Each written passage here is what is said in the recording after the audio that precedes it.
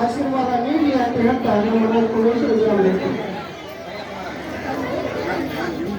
ಇಲ್ಲಿವರೆಗೂ ಈ ವೇದಿಕೆ ಮೇಲೆ ಸುನಿಲ್ ತಣ್ಣವರು ಕರಸ್ಥಳ ಮಠ ಅವರು ವೇದಿಕೆಗೆ ಬರಬೇಕು ಅಂತ ಇಲ್ಲಿ ಹಿರಿಯರು ಕೂಗ್ತಾ ಇದ್ದಾರೆ. ದಯಮಾಡಿ ವೇದಿಕೆಗೆ ಬರಬೇಕು. ಸುನಿಲ್ ತಣ್ಣವರು ವೇದಿಕೆಗೆ ಬರಬೇಕು. ಈಗ ಪರಮ ಪೂಜ್ಯರಾಗಿರುವಂತಹ ಮನ್ಯರಂಜನ ಪ್ರಣವ ಸ್ವರೂಪ ಗುರುಸಿದ್ಧ ಮಹಾಸ್ವಾಮಿಗಳವರು ಪ್ರಭು ಸ್ವಾಮಿ ಮಠ ಅಗಡಿ ಕಲ್ಮಠ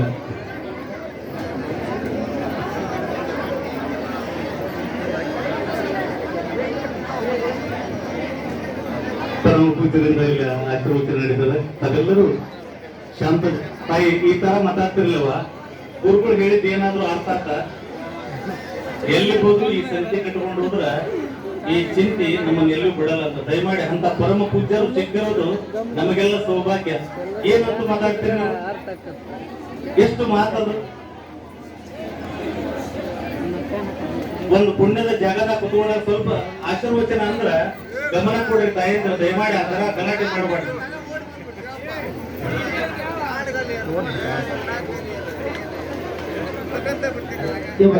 ಸ್ವಲ್ಪ ಈ ಕಡೆ ಹೊರಟು ದೇಶ, ನೀವು ಆ ಕಡೆ ಬರೋದಿಲ್ಲ, ಈ ಕಡೆ ಒಂದಿಷ್ಟು ಹೊರಟು ದೇಶ. ನೀವು ಈ ಕಡೆ ಹೊರಟ್ರೆ ಹೆಂಗ ಈ ಕಡೆ ಗುರುಗಳ ಕಡೆ ಒಂದು ದೃಷ್ಟಿ ಇರಲಿ. ಒಂದಿಷ್ಟು ಈ ಕಡೆ ಹೊರಟಲ್ಲ, ಸ್ವಲ್ಪ ಈ ಕಡೆ ಹೊರಟ್ರಿ. ಹಾ, ಓಂ ಶ್ರೀ ಗುರುಬಸವಲಿಂಗಾಯ ನಮಃ. ಹಲವು ಮಾತೇನು ನೀನುಡಿದ ಪಾದವನಿಟ್ಟ ನೆಲವೇ ಸುಕ್ಷೇತ್ರ, ಜಲವೇ ಪಾವನ ತೀರ್ಥ, ಸುಲಭ ಶ್ರೀ ಗುರುವೇ ಕೃಪೆಯಾದ. ಪ್ರಾತಸ್ಮರಣೀಯರಾದ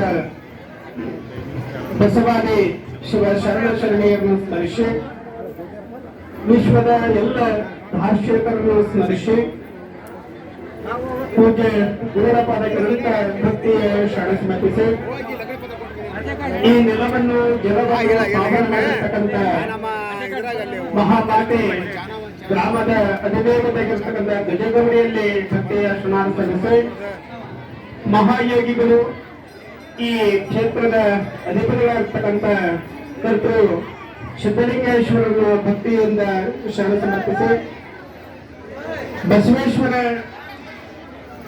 ದೇವಸ್ಥಾನದಲ್ಲಿ ಬಸವ ಜಯಂತಿ ಅಂಗವಾಗಿ ಈ ಜಾತ್ರಾ ಮಹೋತ್ಸವದಲ್ಲಿ ಸಾಮೂಹಿಕ ಕಲ್ಯಾಣ ಮಹೋತ್ಸವ ಸುಮಾರು ಒಂದು 11 ದಿನಗಳ ಪರ್ಯಂತರವಾಗಿ ಗುಡ್ಡಾಪುರದ ದಾನಮ್ಮ ತಾಯಿಯ ಪ್ರವಚನ, ಧರ್ಮ ಸಭೆ, ಈ ಒಂದು ಧರ್ಮ ಸಭೆಯ ಪಾವನ ಸಾನ್ನಿಧ್ಯ ವಹಿಸಿಕೊಂಡಿರ್ತಕ್ಕಂಥ ನಿಮ್ಮ ಊರಿನ ಒಡೆಯರು ದಳವಾಯಿ ಮಠದ ಪೀಠಾಧಿಪತಿಗಳಾಗ್ತಕ್ಕಂಥ ಅನುಷ್ಠಾನ ಮೂರ್ತಿಗಳಾಗ್ತಕ್ಕಂಥ ಆತ್ಮೀಯ ಪರಮ ಪೂಜ್ಯರಾಗಿರ್ತಕ್ಕಂಥ ಮನ್ನಿರಂಜನ ಪ್ರಣಮ ಸ್ವರೂಪ ಶಿವಕುಮಾರ ಮಹಾಸ್ವಾಮಿಗಳಲ್ಲಿ ಭಕ್ತಿಯ ಸ್ನಾನ ಸಲ್ಲಿಸಿ, ಅದೇ ರೀತಿಯಾಗಿ ಒಳ್ಳೆಯ ಕ್ರಿಯಾಶೀಲರು, ಸದಾ ಧರ್ಮದ ಜೊತೆಗೆ ಧರ್ಮ ಕಾರ್ಯವನ್ನು ಮಾಡುವಂತ ಆತ್ಮೀಯ ಪರಮ ಪೂಜ್ಯರಾಗಿರ್ತಕ್ಕಂಥ ಸದಸ್ಯರ ಬ್ರಹ್ಮ ಗುರುಶಾಂತೇಶ್ವರ ಶಿವಾಚಾರ್ಯ ಮಹಾಸ್ವಾಮಿಗಳಲ್ಲಿ ಶರಣ ಸಲ್ಲಿಸಿ, ಆತ್ಮೀಯ ಪರಮ ಪೂಜ್ಯರು ಆ ನೂತನ ವಧುವರರಿಗೆ ಹಾಗೂ ಭಕ್ತರಿಗೆ ಹಿತೋಪದೇಶ ಮಾಡಿರ್ತಕ್ಕಂಥ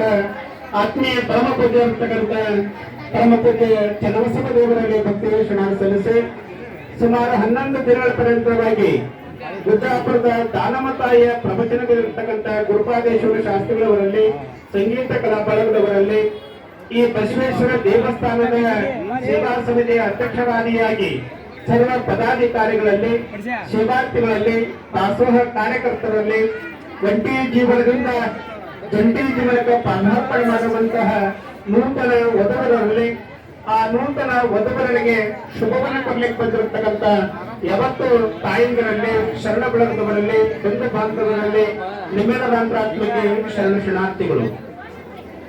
ಮದುವೆ ಅಂತಂದ್ರೆ ಗದ್ದಲ, ಹೌದಲ್ರವ? ಸ್ವಲ್ಪ ಈ ಕಡೆ ಒಂದಿಷ್ಟು ಲಕ್ಷ್ಯ ಕೊಡೋಣ, ಲಕ್ಷ್ಯ ಕೊಡಿ. ಮದುವೆ ಅನ್ನೋದು ಗದ್ದಲ ಆಗಬಾರ್ದು.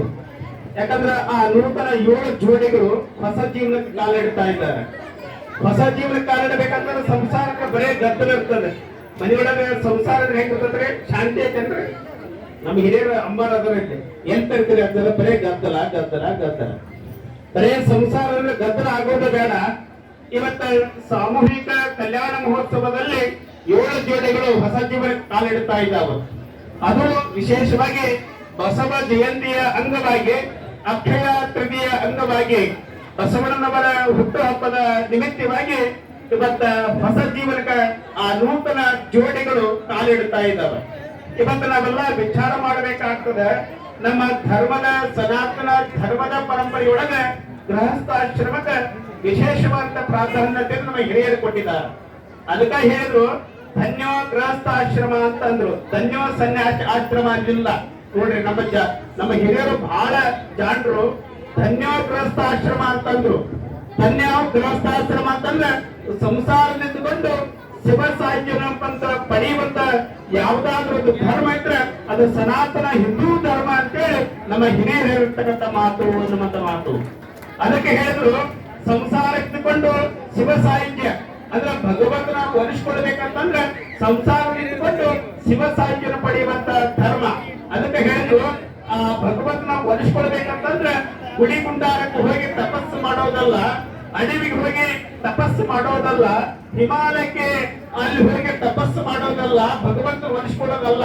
ಸಂಸಾರದಲ್ಲಿದ್ದುಕೊಂಡು ಭಗವಂತನ ಒಲಿಸಿಕೊಳ್ಳುವಂತ ಪರಂಪರೆ ನಮ್ಮ ಹಿಂದೂ ಧರ್ಮದ ಪರಂಪರೆಯಲ್ಲಿ ಆಡುವಂತ ಪರಂಪರೆ ಅನ್ನುವಂತ ಮಾತನ್ನು ಇಲ್ಲಿ ಹೇಳಬೇಕಾಗ್ತದೆ ಅನ್ನುವಂತ ಮಾತು. ಆ ದಿಶೆ ಒಳಗೆ ಇವತ್ತ ಹೊಸ ಜೋಡಿ ನೂತನ ಜಂಟಿ ಜೀವನಕ್ಕೆ ಪಾದಾರ್ಪಣೆ ಮಾಡ್ತಾ ಇದ್ದವು 7 ಜೋಡಿಗಳು. ಯಾಕಂದ್ರೆ ಇವತ್ತ ಬಹಳ ನಮ್ಮ ಸನಾತನ ಹಿಂದೂ ಧರ್ಮದ ಪರಂಪರೆಯಲ್ಲಿ ಒಂದು ಲಗ್ನಕ್ಕ ಮದುವೆಗೆ ಬಹಳ ವಿಶೇಷವಂತ ಪ್ರಾಧಾನ್ಯತೆ ನಮ್ಮ ಹಿರಿಯರು ಕೊಟ್ಟಿದ್ದಾರೆ.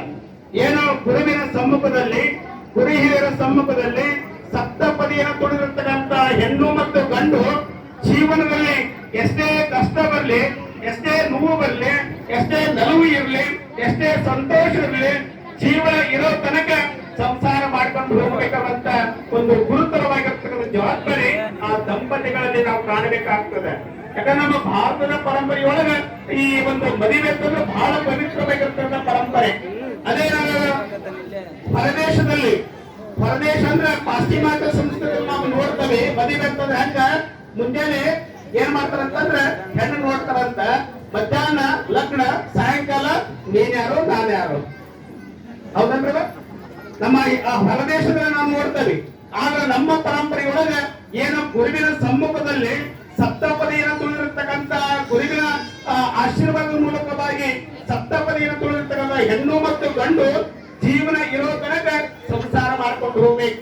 ಅದಕ್ಕೆ ಹೇಳಿದ್ರು ಅಂದ ಧನ್ಯೋ ಗೃಹಸ್ಥಾಶ್ರಮ ಅಂತೇಳಿ ನಮ್ಮ ಹಿರಿಯರು ಹೇಳಿದ್ರು. ಜೀವನ ಎಷ್ಟೇ ಕಷ್ಟ ಇರಲಿ, ಎಷ್ಟೇ ನೋವು ಇರಲಿ, ಎಲ್ಲರನ್ನು ಸಮರಸದಿಂದ ಕೂಡಿಕೊಂಡು ಹೋಗುವಂತ ಆ ಒಂದು ಧರ್ಮ ನಮ್ಮ ಮದುವೆ ಅನ್ನುವಂತ ಮಾತು. ಅಂತಹ ಜೋಡಿಗಳು ಹೊಸ ಜೀವನಕ್ಕೆ ಕಾಲಿಡುತ್ತಾ ಇದ್ದವು. ಯಾಕಂದ್ರೆ ಮೊದಲಿಗೆ ಬರೀ ಇಂಜನ್ ನಷ್ಟ ಇತ್ತು. ಇಂಜನ್ ಜೊತೆಗೆ ಏನು ಬಂದದ?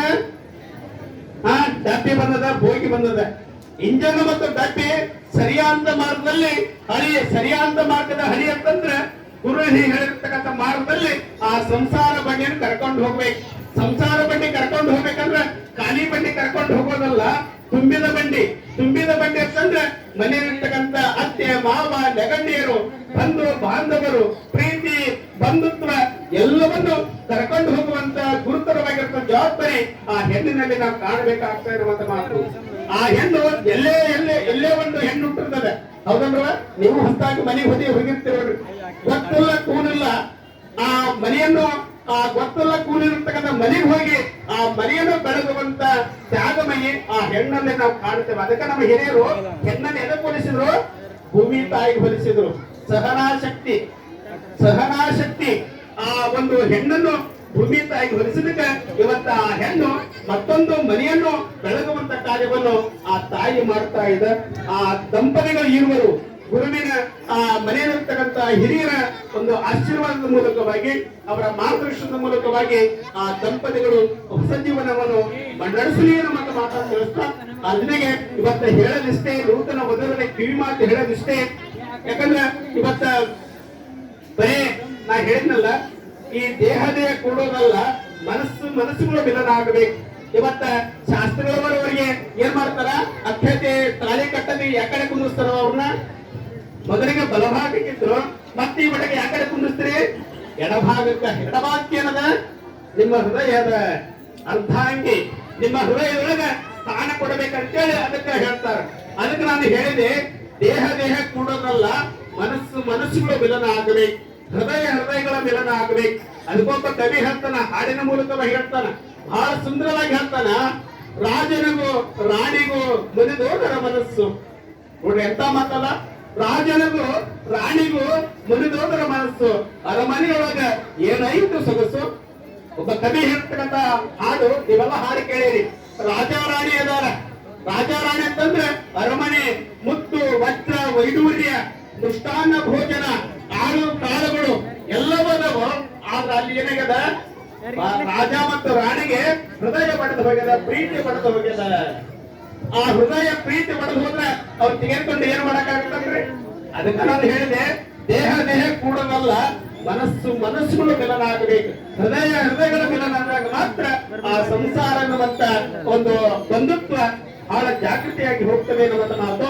ಅಂತಹ ವಿಷಯೊಳಗ ಆ ನೂತನ ವಧುವರಿಗೆ ಶುಭವನ್ನು ಕೋರ್ತಾ, ಜೊತೆಗೆ ಹೆಣ್ಣಿಗೆ ಕೂಡ ಅಷ್ಟೇ ಆ ಸಮರಸದಿಂದ ಆ ಮನೆಯನ್ನು ಬೆಳಕುವಂತ ಕಾರ್ಯವನ್ನು ಆ ತಾಯಿ ಮಾಡಲಿ ಅನ್ನುವಂತ ಮಾತನ್ನು ತಿಳಿಸ್ತಾ, ಅದ್ರ ಜೊತೆಗೆ ವಿಶೇಷವಾಗಿ ಆ ಗಂಡು ಮೊದಲಿಗೆ ಯಾರು ಕೇಳೋ ಗೊತ್ತಿದ್ದಿಲ್ಲ, ಈಗ ಕೇಳುವಂತ ಅರ್ಧಾಂಗಿ ಬರ್ತಾ ಇದ್ದಾಳ. ವಧುವಿಗೆ ಹೇಳೋದಿಷ್ಟೇ, ವರ ಈ ಕಡೆ ಲಕ್ಷ ಕೊಟ್ರಪ್ಪ, ನಿಮಗೆ ಹೇಳೋದಿಷ್ಟೇ. ಮೊದಲಿಗೆ ನೀವು ಎಷ್ಟಂತೆ ಬಂದ್ರೆ ಕೇಳೋರು ಯಾರು ಇರ್ತಿಲ್ಲ ಮನೆಯೊಳಗ, ತಂದೆ ತಾಯಿ ಎಷ್ಟಂತೆ ಬಂದ್ರೆ ಕೇಳ್ತಿದ್ದಿಲ್ಲ. ಆದ್ರೆ ಕೇಳುವಂತ ಅರ್ಧಾಂಗಿ ಬರ್ತಾ ಇದ್ದಾಳ. ಸಾಯಂಕಾಲ ಏನು ಮನೆ ಒಂದು ಹೊರಗಿನ ಕೆಲಸ ಕಾರ್ಯಗಳನ್ನು ಮುಗಿಸ್ಕೊಂಡು ಸರಿಯಾಗಿ ಸಂಜೆಗೆ ಮನೆಗೆ ಬಂದ್ರ ನಗುಮುಖದ ಹೆಂಡತಿ ಕಾಣ್ತಾಳ. ಬಿಸಿ ಬಿಸಿ ಅಂತ ಪದಾರ್ಥ ಆಹಾರ ಸಿಗ್ತದೆ, ಹೌದಲ್ರ? ನಗುಮುಖದ ಹೆಂಡತಿ ಸ್ವಾಗತ ಮಾಡ್ತಾಳ, ಬಿಸಿ ಬಿಸಿ ಅಂತ ಪದಾರ್ಥ ಊಟ ಮಾಡಿ ಅಂತೇಳಿ ಕರೀತಾಳ. ಅದ ರಾತ್ರಿ 12-1 ಗಂಟೆಗೆ ಬಂದ್ರೆ ಏನ್ ಸಿಗ್ತದ್ರಿ ಶಾಸ್ತ್ರಗಳವ್ರ? ಆಗ ಪದಾರ್ಥ ಬಿಸಿಯ ಅಂತ ಹೆಂಡತಿ ಸಿಗ್ತಾಳ. ಅದು ನಿನ್ನ ಚಾಯ್ಸ್. ಯಾಕಂದ್ರೆ ನಿನಗೆ ಎಷ್ಟೊತ್ತು ಏನೋ ಮಾಡಿದ್ರು ನಡೀತು. ಈಗ ಕೇಳುವಂತ ಅರ್ಧಾಂಗಿ ಬರ್ತಾ ಇದ್ದಾಳ. ನೀವೆಲ್ಲ ಸಮರಸದಿಂದ ಜೀವನವನ್ನು ಮಾಡಿಕೊಂಡು ಆ ಗುರುವಿನ ಹಿರಿಯರ ಆಶೀರ್ವಾದದ ಮೂಲಕವಾಗಿ ನೂತನ ವಧುವರು ಹೊಸ ಜೀವನಕ್ಕೆ ಕಾಲಿಡ್ರಿ. ಅದ್ರ ಜೊತೆಗೆ ನಿಮ್ಮಿಂದ ಸಮಾಜಕ್ಕೆ, ಅದ್ರ ಜೊತೆಗೆ ನಿಮ್ಮ ಮನೆಗೆ, ಅದ್ರ ಜೊತೆಗೆ ಒಟ್ಟಂತ ಮನೆಗೆ ಹೆಸರು ತರುವಂತ ಕೆಲಸವನ್ನು ದಂಪತಿಗಳಿಗೆ ಇರುವರು ಮಾಡಲಿ ಎನ್ನುವಂತ ಮಾತನ್ನು ತಿಳಿಸ್ತಾ, ಪ್ರತಿ ವರ್ಷ ಈ ಬಸವೇಶ್ವರ ಸೇವಾ ಸಮಿತಿ ಬಹಳ ಅದ್ಭುತವಂತ ಧರ್ಮದ ಕಾರ್ಯಗಳನ್ನು ಮಾಡ್ತಾ ಇದ್ದಾರೆ. ಅದರಲ್ಲಿ ಮುಂಚೂಣಿಯಲ್ಲಿ ನಮ್ಮ ಸುನೀಲ್ ಕರಸ್ತವ ಆಗಿರ್ಬೋದು, ನಮ್ಮ ಜಗದೀಶಣ್ಣ ಆಗಿರ್ಬೋದು, ಅದ್ರ ಜೊತೆಗೆ ನಮ್ಮ ಪತ್ರಿಮಠ ಅವರ ಹಿರಿಯರಾಗಿರ್ಬೋದು, ಎಲ್ಲರೂ ಕೂಡ್ಕೊಂಡು ಒಂದು ಧರ್ಮದ ಕೆಲಸ ಮಾಡೋದು ಬಹಳ ಶ್ರಮ ಅದ. ಅಲ್ಲೆಲ್ಲ ಎಳೆದಿರ್ತಾರ, ಕಾಲಿರ್ತಾರ, ಅವ್ರು ಯಾಕೆ ಮಾಡ್ತಾರ, ಅವ್ರದಷ್ಟೇ ಹೇಳ್ತಾನ, ಇವ್ರದಷ್ಟೇ ಹೇಳ್ತಾನ ಅಂತೇಳಿ ಎಲ್ಲವೂ ಇರ್ತಾವ. ಆದ್ರೆ ಎಲ್ಲವನ್ನು ಹತ್ತಿಕೊಂಡು ಇವತ್ತ ಧರ್ಮ ಕಟ್ಟುವಂತ ಕಾರ್ಯವನ್ನು ಇವತ್ತ ಆ ಸೇವಾ ಸಮಿತಿಗಳು ಮಾಡ್ತಾ ಇದಾರಲ್ಲ, ಅವರಿಗೆ ಪ್ರೀತಿಯ ಜೋರಾದ ಚಪ್ಪಾಳೆ ತಗೊಂಡು ಕೂಡ ಅವರನ್ನ ಅಭಿನಂದಿಸುವಂತ ಮಾತಾಡ್ತಿರುತ್ತ ಈ ಕಾರ್ಯ ಯಶಸ್ವಿಯಾಗಲಿ. ಆ ಗುರುವಿನ ಸಮ್ಮುಖದಲ್ಲಿ ವಸತಿಗಳಿಗೆ ಕಾರ್ಯ ಇರ್ತಾ ಇದ್ದಾವೆ. ಅಲ್ಲಿಗೆ ಸಾಮೂಹಿಕ ಕಲ್ಯಾಣ ಮಹೋತ್ಸವ ತಂದ್ರೆ ಇವತ್ತ ನಾವೆಲ್ಲ ವಿಚಾರ ಮಾಡಬೇಕಾಗ್ತದ. ಸ್ವಲ್ಪ ಅಕ್ಷತೆ ಹಾಕೋದು ಇರ್ತದೆ. ಆದ್ರೆ ನಿಮ್ಮ ಮನೆಯೊಳಗೆ ಏನು ಲಗ್ನ ಮಾಡಿದ್ರೆ ಬರೀ ನೀವು ಬಂಧು ಬಾಂಧವರು ಅಷ್ಟೇ ಅಕ್ಷತೆ ಹಾಕಿ ಹೋಗ್ತಾರೆ.